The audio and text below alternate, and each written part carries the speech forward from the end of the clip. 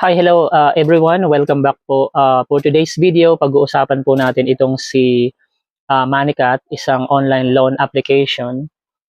So, dun po sa mga nagbabalak na mangutang dito kay Manicat, panoorin nyo muna ito guys para magkaroon po kayo ng idea ano pang dapat gawin kung ano yung mga ino-offer dito ni Manicat.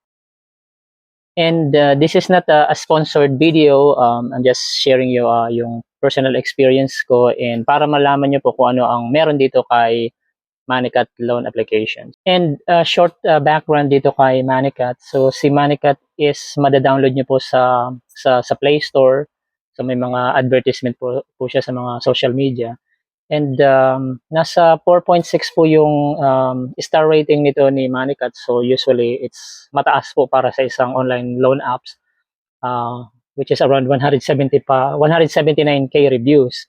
And nasa more than 1 million plus po yung ano niya, yung download. So itong si Manicat is registered po with SEC. And pwede po kayong mag-loan up to 20,000 pesos with one valid ID.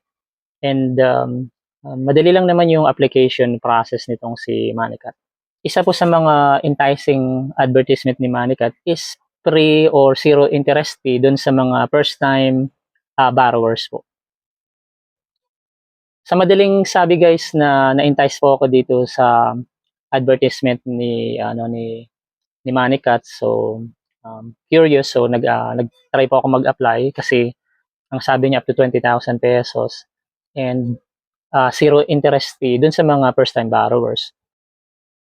So dinownload ko siya sa Play Store tapos nag-open ako ng application. Madali lang naman kasi yung way ng processing ng application is parang katulad nahawig kung familiar kay Tonic Bank, parang ganun. Parang communication simulation siya, parang tinatanong ka niya personally pero doon binabasa mo lang yung script tapos kung ano yung sinasabi niya, ilalagay mo lang yung answer mo doon sa box. So in-enter mo yung answer mo, lalabas uli yung script. Parang nakikipag-usap sa iyo.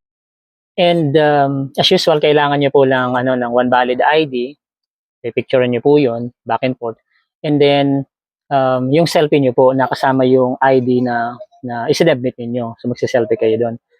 And then yung isa pa sa kakaiba dito kay Manicat is para makuha niyo po yung niyo, yung pera na ilo-loan niyo, kailangan po niya ng real bank account. So hindi siya tumatanggap ng parang yung mga e-wallets, yung mga ganung mga GCash, something like that. So dapat real bank account po. Hindi po yung cash card kasi yung cash card 'di ba reloadable, hindi po ganoon. Dapat account na nakapangalan sa inyo. Hindi rin po pwede yung mga ATM na ginagamit sa payroll. Parang ganoon. Dapat kasama po 'yan dun sa list. And then doon po sa mga valid ID, parang limited lang yung number ng types ng valid ID na yung tinatanggap nila. So ito nga guys, so nag-open ako ng application kasi excited ako dun sa maloloan ko sa first time dun sa zero interest fee. Okay, so nakumpleto ko po yung application tapos nung ma-receive ko yung offer niya, nagulat po ako dun sa in-offer niya 600 pesos. So parang nagulat ako dun sa 600 pesos, napakalaki. And totoo nga, wala po siyang interest, so zero interest fee siya, pero dapat bayaran niyo po siya within 7 days. So gano'n lang kaikli yung pagpapahiram niya ng pera na walang bayad. So kailangan bayaran niyo na yung inutang niyo within 7 days lang.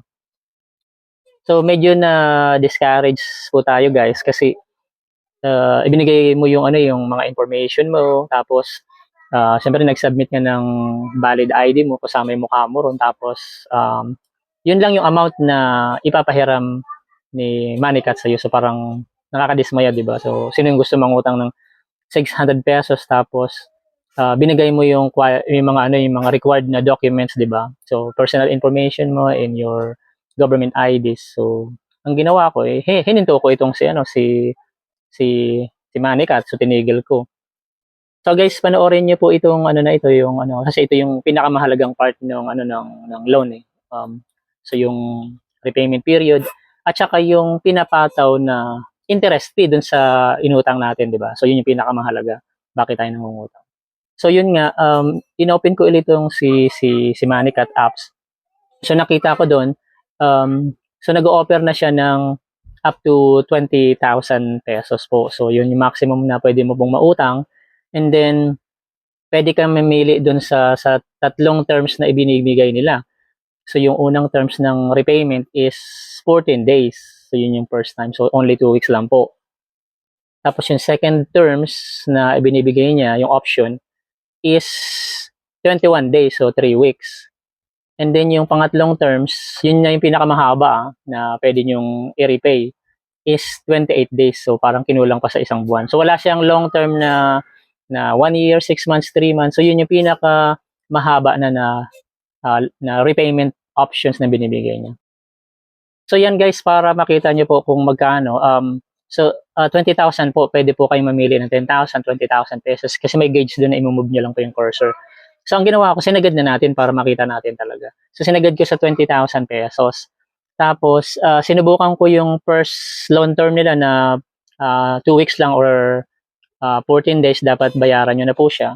So dun sa 20,000 pesos na inutang nyo, so dapat bayaran nyo siya ng 25,800 pesos. So dun sa 2 weeks na utang nyo, tumubo na tong si Manikat ng 5,800 pesos, which is sobrang laki. Parang ang lobo ng interest, di ba? First time I heard na ganito kalaking interest. So kung i-calculate mo po siya, so pumapalo siya ng 28% eh. So yung 28% talagang napakalaki guys. So na-curious nga tayo guys. So trinay natin po itong yung second option, which is 21 days repayment. So 3 weeks po 'yan. So sa 20,000 pesos, dapat ibalik nyo guys ng 28,400 pesos. So sa 3 linggo po, tumubo na siya ng 8,400 pesos, which is pumapalo po yan ng 42% na nakita nyo sa 3 weeks. So 42% na, laki, doble na dun sa unang percentage na una niyang pinataw sa 2 linggo. So ginawa natin, minaximize na natin itong si loan. So ginawa na natin yung pinakamahabang long term term payment niya, which is yung 28 days or 4 weeks po 'yan na pumapalo. So halos kulang sa isang buwan pa nga ng 2 araw, 3 araw. Ibabalik niyo siya ng 31,200 pesos guys. So pumapalo na ang inutang nyo is tumubo ng higit sa kalahati. Inutang nyo lang ng 20,000 tapos ibabalik nyo ng 33,000 or 31,200 pesos. So may tubo na siya rito na 11,200. So napakalaki. Kung i-calculate nyo yan guys sa percentage, so papalo siya ng 56%. So 56% na yung tinubo sa inyo ni Manikat. So, 'di ba? Sobrang laki, sobrang lobo. Saan po kayo nakakita ng more than 50% yung tubo sa loob lang ng 30 days or 4 weeks or 28 days. So guys, itong klase ng OLA is magpapalubog po sa inyo. So hindi po siya advisable para sa akin kasi sobrang laki, wala akong nakita na ganitong so far, wala pa po ako nakikitang online loan application na ganito kalaki yung tubo within 1 month. So siguro pag mga ganyan dapat um, dapat long term payment yan, pero dito so maikli kasi pag long term, 'di ba, mas malaki yung utang pero mas maliit yung monthly na babayaran niyo. Pero dito ibabalik niyo na agad yung 33,000, 'di ba? So after a month, pag sumablay pa kayo diyan, sigurado mas malaking percentage. Guys, marami pong salamat sa patuloy na pagsubaybay at panonood, pagtangkilik sa mga video na ina-upload natin. And kung hindi pa po kayo na subscribe sa channel natin, and huwag nyo lang po kalimutan mag-subscribe dyan sa baba. And then, i-click nyo po yung bell notification para in time na available kayo, ma-notify kayo kung may mga video tayo na ilalabas, mga bagong video.